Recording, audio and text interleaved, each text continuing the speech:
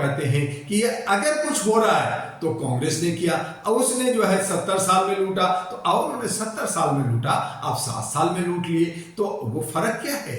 उन्होंने 70 साल लगाया, आप जो है 7-9 साल के अंदर आपने देश को लूट लिया। आपने कहा मैं खाली झोला लेके आया हूं। मोदी जी, आपके चैनल से मैं मोदी जी से पूछता हूं, वो खाली झोला में क्या माल लेके जाओगे, कितना लेके जाओगे? ये तो जनता को का जो वादा किया था हर साल नौजवानों को रोजगार देने का दिया, आपने 15 लाख दिया। आपने जो है जनधन योजना, आपने जो है गरीबों को उत्थान के लिए, आपने जो है मध्यम उद्योगों को बढ़ाया, आपने किसानों के हक को आपने देखा। तो ऐसी बहुत सारी समस्याएं जिस पे आपने ध्यान न देते हुए आपने सिर्फ अपने साथी, अपने कॉर्पोरेट हाउस, अपने व्यापारियों को पैसा बैंक का लोन माफ किया, उनको जो है सारे अथॉरिटी जो सारे जो विभाग थे सरकार की, वो सब आप प्राइवेट को दे दिया। तो आपने दोस्ती तो जरूर किया होंगे। तो यही जनता आपको राक्षस कहेगा, दानव कहेगा, पत्थर मारेगा, और हो सकता है कि 2024 में आपको गद्दी में बैठने का मौका नसीब ना हो और आप पछतावा और खून की आंसू रोएंगे। इस हमेशा जो है कांग्रेस को गाली दी है, कांग्रेस को खत्म करने की बात की है, उसको जड़ से खत्म कर देंगे, और उसके लिए लगातार प्रयासरत भी है। कांग्रेस की बहुत सारी गलतियां रही है। कांग्रेस के अंदर जो लीडर थे, जो अच्छे सलाहकार थे, जो काम करने वाले थे, वो आज उनमें कमी आ गई है। वहां पे जो है वंशवाद भी चलने लगा है और राजकुमार का तंत्र चलने लगा। हालांकि राहुल गांधी जो पप्पू कहलाते थे अब चप्पू चलाने लगे हैं, वो कुछ सीखने लगे हैं, कुछ करने लगे हैं, तो जो है जनता का विश्वास भी जीते हैं। तो उसमें कांग्रेस एक बड़ी पार्टी है। देश की आज़ादी 1947 में हुई थी, तो वो कांग्रेस की देन थी। तो इसलिए कांग्रेस पार्टी खत्म तो नहीं होगी, लेकिन हाँ उसको जर्जर स्थिति में पहुंचा दिया है।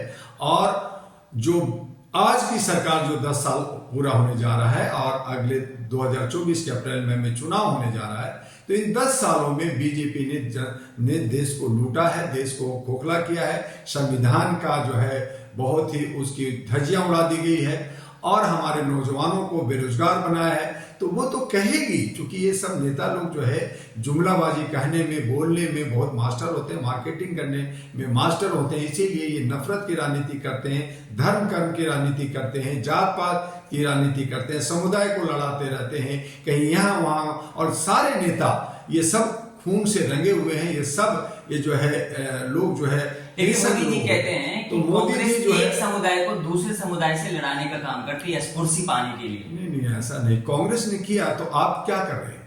आप तो वही कर रहे हैं।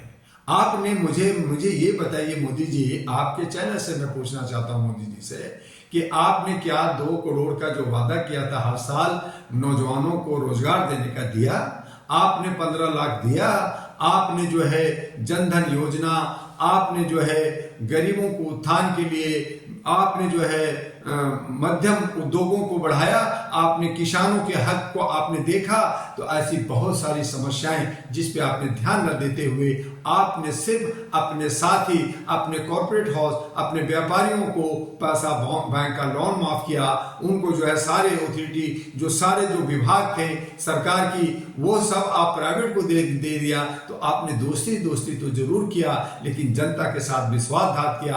और आप कहते हैं कि ये अगर कुछ हो रहा है तो कांग्रेस ने किया, और उसने जो है 70 साल में लूटा, तो और उन्होंने 70 साल में लूटा, आप 7 साल में लूट लिए। तो वो फर्क क्या है? उन्होंने 70 साल लगाया, आप जो है 7-9 साल के अंदर आपने देश को लूट लिया। आपने कहा मैं खाली झोला लेके आया हूं। मोदी जी, आपके चैनल से मैं मोदी जी से पूछता हूं, वो खाली झोला में क्या माल लेके जाओगे, कितना लेके जाओगे? ये तो जनता को बता दीजिए, जनता को क्या हक मिला? आपने नौजवानों को पकौड़ा बेचने के लिए कहा, आपने शिक्षा को आगे नहीं बढ़ाया। आपने कहते हैं मैं विश्व गुरु हूं, लेकिन कतर में हमारे 9 नाविक का उनको फांसी लगने जा रहा है 2-3 दिन में। क्या आपने उस पर कुछ बोला? क्या बचाने की कोशिश की? आपने मणिपुर, राजस्थान, हरियाणा सब जगह मॉब लिंचिंग कराया, केरला में लड़ाई करवाया, खून खराबा किया। आपके ऊपर सतपाल मलिक ने कहा कि जो सैनिकों को जो बारामूला में मारा गया वो आपने मराया, तो आपको हत्यारा कहा गया, आपके गृह मंत्री जेल रहे, तड़ीपार रहे, लेकिन आज तमाम लोगों को ईडी, इनकम टैक्स और सीबीआई का डर दिखा करके उन पे छापा मार के उनको जेल भेज रहे हैं, डरा रहे हैं। तो ये क्या लोकतंत्र की खूबसूरती है? आपको भी एक दिन जाना है।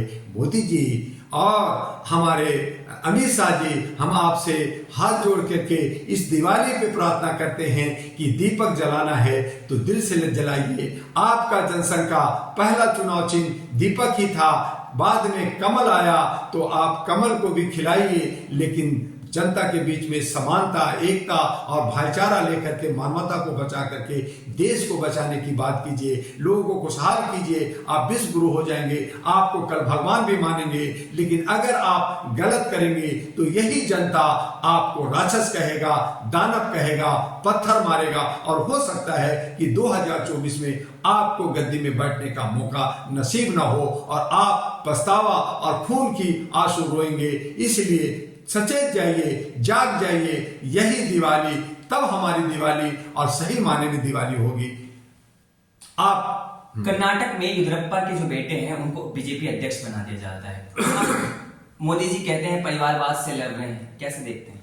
वही कहा कि कर्नाटका में जब बीजेपी हार गई, जब आपने कहा येदियुरप्पा हमें हरा रहा है, उसकी वजह से नुकसान हो रहा है, जब कांग्रेस वहां जीत गई तो आपने कहा कि मैं पिछले धारा को लेकर करके मैं उसको कहीं ना कहीं अपनी जमीन बचा लूं। तो ये जो आपकी मानसिकता है वो ठीक नहीं है। ऐसे ही आपने राजस्थान में ज्योतिरादित्य सिंधिया को आपने बाहर कर दिया, आप हारने जा रहे हैं, फिर सिंधिया से आप जो है उसको लॉलीपॉप देंगे, मिठाई खिलाएंगे और बर्फी खिलाएंगे। तो ये जो है आप किसी न किसी तरह से एक के प्रकरण तरीके से आप सत्ता में बैठा रहना चाहते हैं, आप लोकसभा जीतना चाहते हैं, लोगों को बहलाना, फुसलाना और खरीदना और मार्केटिंग करना आपसे बेहतर कौन जानता है। इसलिए जो आप जनता के साथ कर रहे हैं जनता बखूबी जान रही है और इसका जवाब 2024 में देगी। अमित शाह कह रहे हैं छत्तीसगढ़ में कि 500 रुपए में सिलेंडर मिलेगा।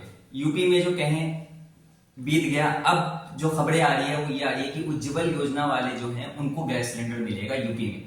तो ये क्या प्रसाद है बीजेपी की तरफ से? और अगर केजरीवाल करते हैं तो रेवड़ी। जर्नलिस्ट महोदय, ये प्रसाद है, जुमलाबाजी है, ये इलेक्शन के वक्त में वोट लेने के लिए करते हैं और जैसे ही ये सत्ता में आ जाते हैं तो ये कहते हैं कि ये तो जो हमारा जुमला था, ये तो हमारा स्टंट था, हमारा इलेक्शन का प्रचार था। अगर ये कहते हैं तो मैं आपके चैनल से कहना चाहता हूं कि ये बीजेपी एक एफिडेविट सुप्रीम कोर्ट से दे कि जो मैं वादा कर रहा हूं ये 100 रुपए के स्टैंप पे मैं एफिडेविट दे रहा हूं, शपथ पत्र बता रहा हूं कि मैं ये पूरा करूंगा।